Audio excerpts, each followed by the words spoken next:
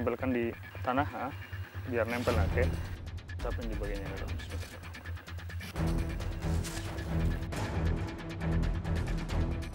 وَنُنَزِّلُ مِنَ الْقُرْآنِ مَا هُوَ شِفَاءٌ وَرَحْمَةٌ لِلْمُؤْمِنِينَ.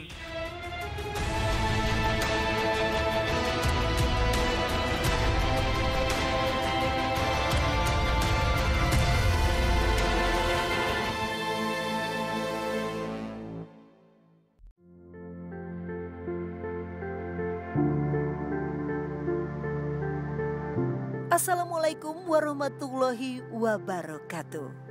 Pemirsa Ruqyah, pada episode kali ini, tim Ruqyah Trans 7 bersama Ustadz Muhammad Zunaidi telah berada di Provinsi Seribu Sungai, Kalimantan Barat.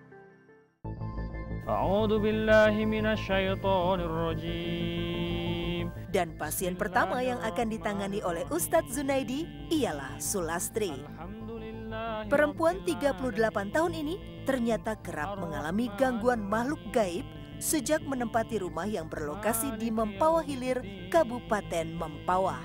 Waktu itu saya tidur, pas di belakang rumah itu ada buaya, saya langsung kaget dan semenjak itu setiap malam saya tidak bisa tidur sebelum jam 10 malam.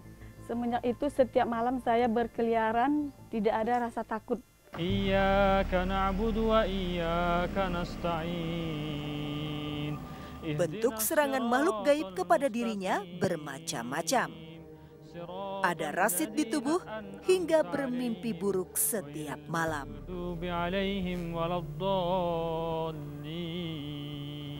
Kalau yang paling sakit itu di rahim. Di rahim itu rasanya perih, ada terasa luka gitu, perih gitu kan. Kalau di anggota tubuh yang lain itu di bawah telinga, di belakang itu rasanya panas. Suara aku akan makin nyaring. Allahu la ilaha illa huwal hayyul qayyum. Berbagai cara ia lakukan agar bisa hidup normal kembali. Lahu ma fis samawati wa ma fil ardh. Dan akhirnya ia menempuh pengobatan Ruqyah Syara'iyah ini. Kamu mau tobat nggak? Bismillahirrahmanirrahim. Wa qul ja'al haqq wa zahaqal batil. Innal batila kana zahuqa. Alhamdulillah, kini kesadarannya telah pulih.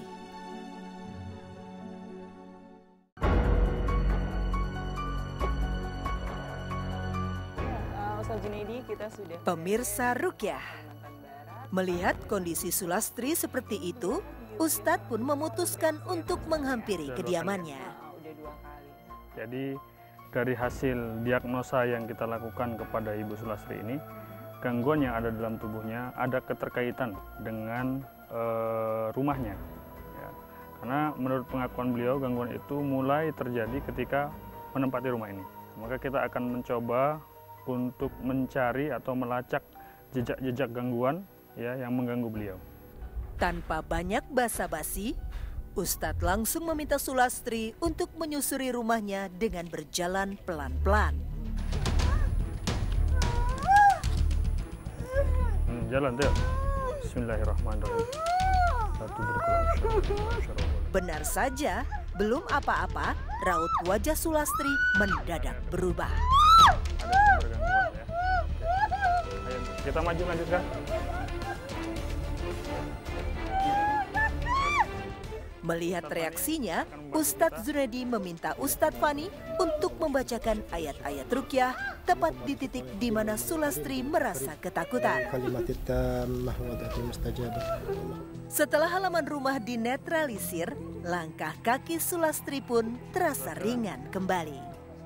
Baru beberapa langkah, dia langsung reaksi, dia langsung marah-marah, dia mengekspresikan seperti sedang emosi, sambil menunjuk-nunjuk ke salah satu tempat yang berada di area depan rumahnya.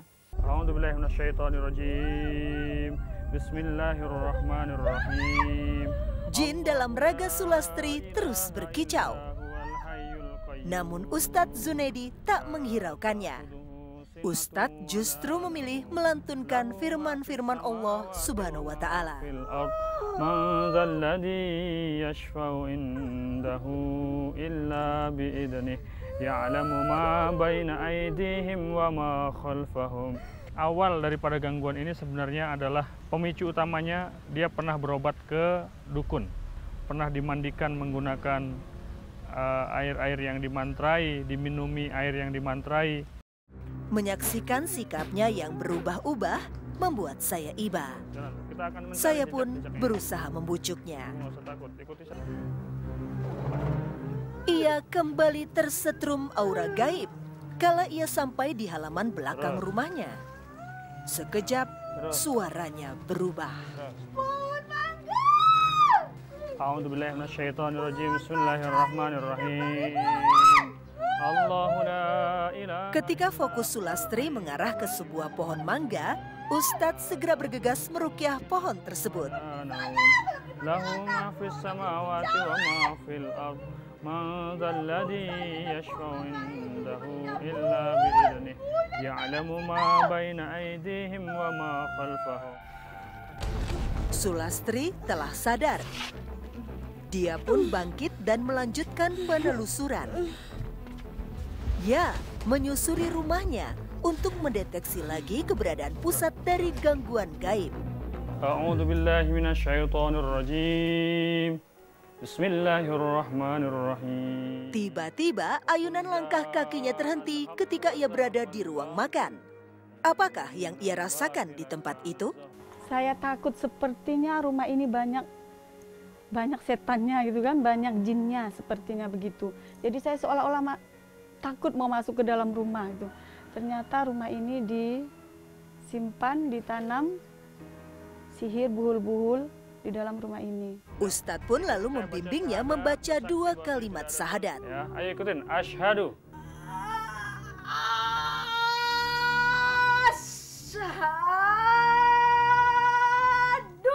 Allah.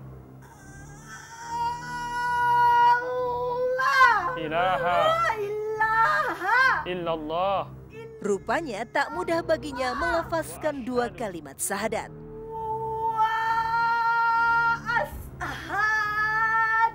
Anna Muhammadan Rasulullah. Oke ya, setelah menjadi muslim, jin ini pun kembali didakwahi. A'udzubillahi minasyaitonirrajim. Wa qul ja'al haqq wa zahaqal batil innal batila kana zahuqa. Wa nunazzilu minal qur'ani ma huwa shifaa'u wa rahmatul lil mu'minin. Wa la yajidu zalimina illa khasyaran. Mulut keluarnya. Kini Sulastri telah sadar. Ya, karena memang sebelumnya sudah ada gangguan di dalam tubuhnya, dia menempati satu rumah ya yang menurut keterangan Mbak Sulastri memang pemilik sebelumnya itu menyukai hal-hal mistis.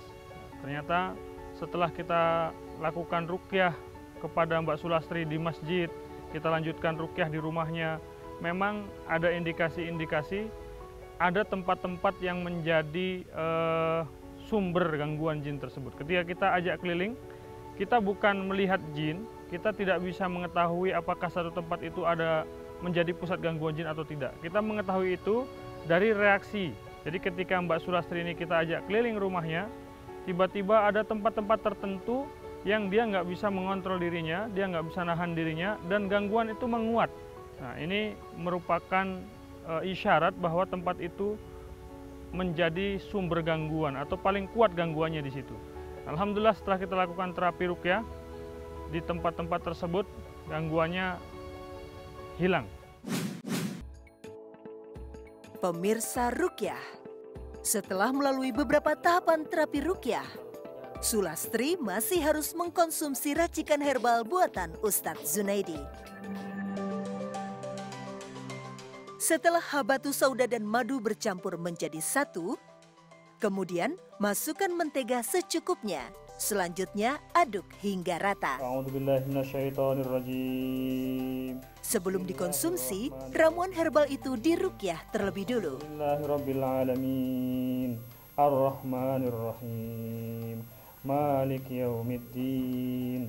Iyyaka iyyaka na'budu wa iyyaka nasta'in. Ihdinas siratal mustaqim. Siratal ladzina an'amta 'alaihim ghairil maghdubi 'alaihim waladdallin. Dan giliran saya yang menyuapinya.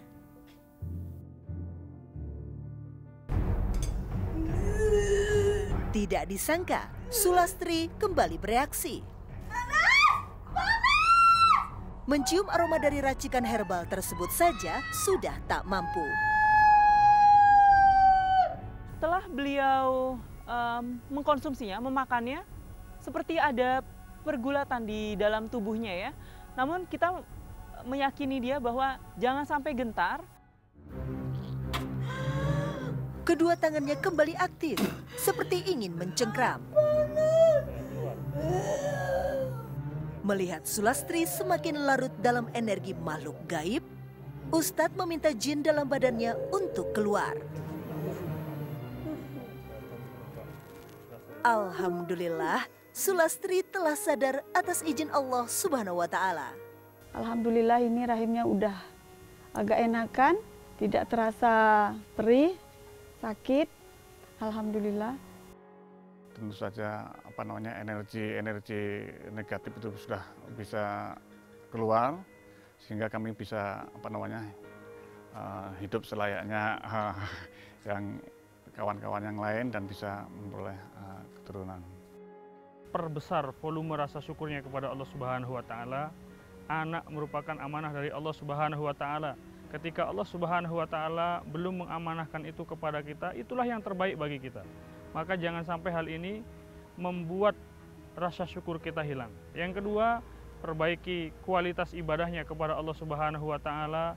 Kemudian agar rumahnya aman, tidak dimasuki oleh syaitan, tidak ada setan yang datang, bacakan suratul Baqarah secara full di dalam rumah tersebut. Karena Nabi menyampaikan, inna syaiton yang firu minal baitil ladzi taqra'u fihi suratul Baqarah. Sesungguhnya syaitan akan lari dari rumah yang di dalamnya dibacakan surah Al-Baqarah. Semoga bermanfaat.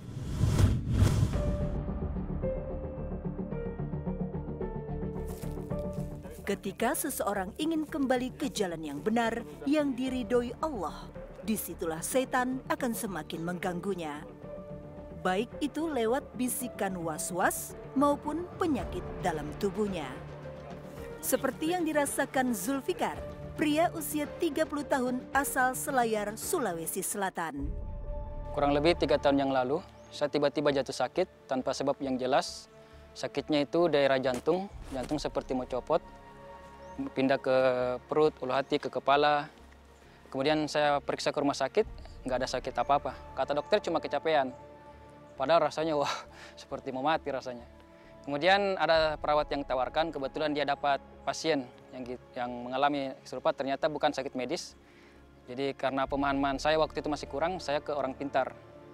Dan katanya orang pintar waktu itu, saya kena guna-guna.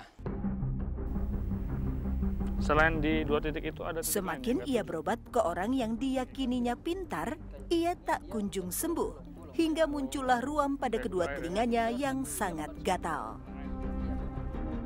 Ustadz Muhammad Zunaidi langsung saja meruqyahnya khusus di bagian telinga untuk mengawali terapi Qur'ani.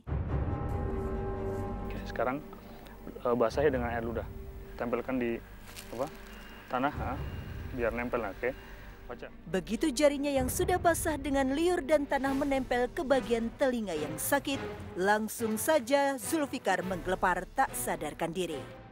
Pemirsa Ruqyah dan Ustadz Zunaidi, tadi baru saja diterapi dengan ludah dan juga tanah, Pak Ustadz. Ditempelkan ke kuping, langsung reaksinya sangat aktif. Apa yang membuat tanah itu sangat, bisa menjadi perantara yang begitu bagus itu untuk pengobatan Ruqyah ini? Jadi kita melakukan itu sebenarnya berdasarkan petunjuk Rasulullah. Rasulullah SAW pernah mengajarkan itu kepada sahabat, ya, untuk mengobati penyakitnya, dan dengan izin Allah penyakitnya sembuh.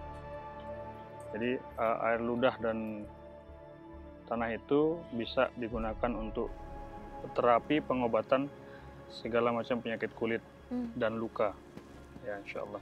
Dan tadi ketika tanah dan ludah itu menyentuh gatal yang ada di telinganya, spontan langsung reaktif ya, menunjukkan bahwa penyakit gatal yang mengenai telinganya ini ada kaitan dengan gangguan jin yang ada dalam dirinya. Zulfikar kembali sadar dan dibimbing Ustadz Zunaidi untuk mengucap ikrar pemutus nasab. Bismillahirrahmanirrahim.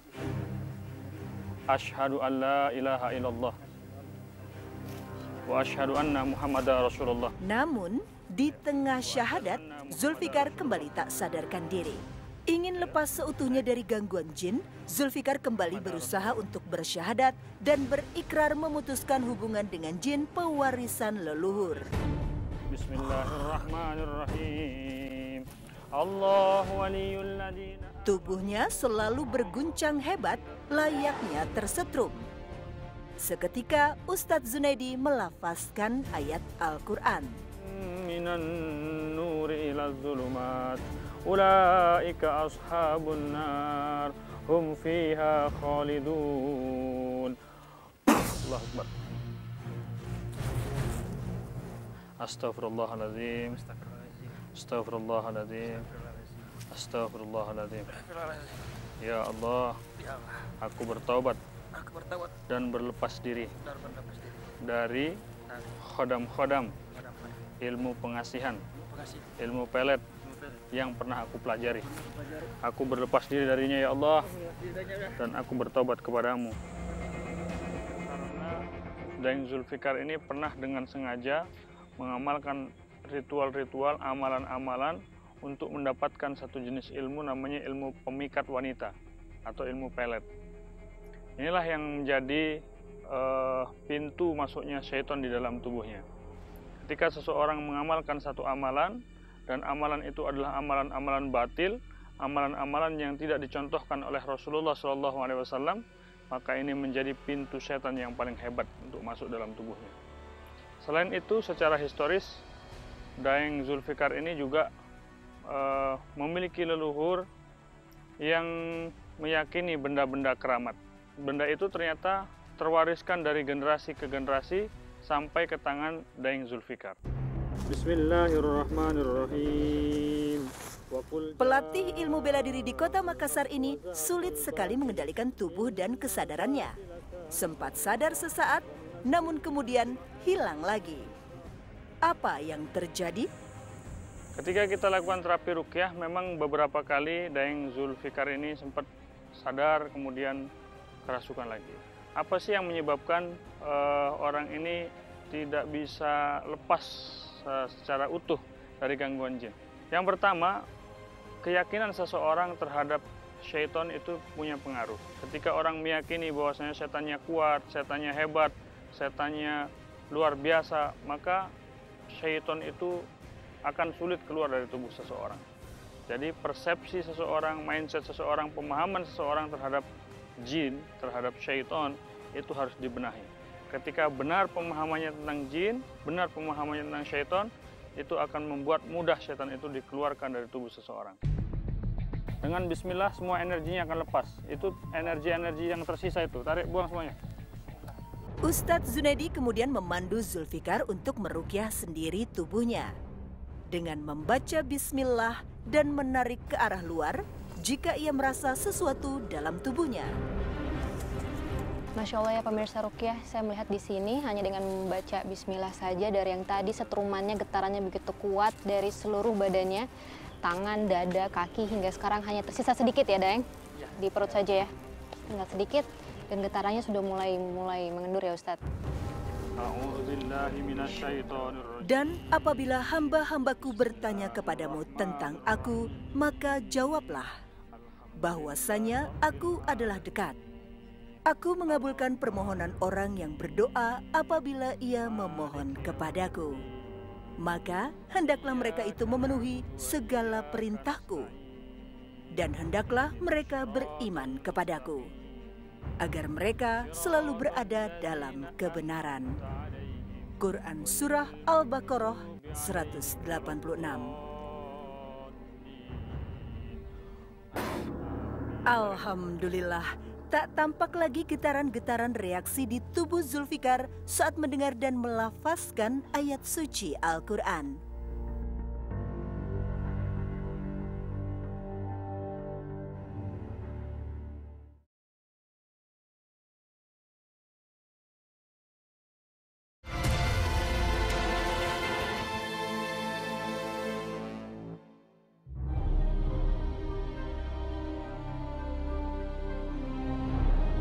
Pemirsa Ruqyah, untuk menuntaskan terapi Ruqyah pada Zulfikar, kami pun menelusuri benda keramat yang diturunkan dalam keluarga Zulfikar. Tepatnya ada di daerah Maros, kediaman kakak kandung dari Zulfikar. Pemirsa, saudara kita Bang Zulfikar ini, Daeng Zulfikar ini mengalami gangguan jin dan memiliki penyakit fisik yang sama diderita oleh kakaknya. Nah, ternyata beliau ada diwariskan oleh leluhur-leluhurnya sebuah golok yang usianya sudah ratusan tahun. Konon golok ini dulu digunakan berjuang, ya. Kita akan musnahkan karena memiliki histori mistis ya di balik senjata ini. A'udzubillahi minasyaitonirrajim. Bismillahirrahmanirrahim.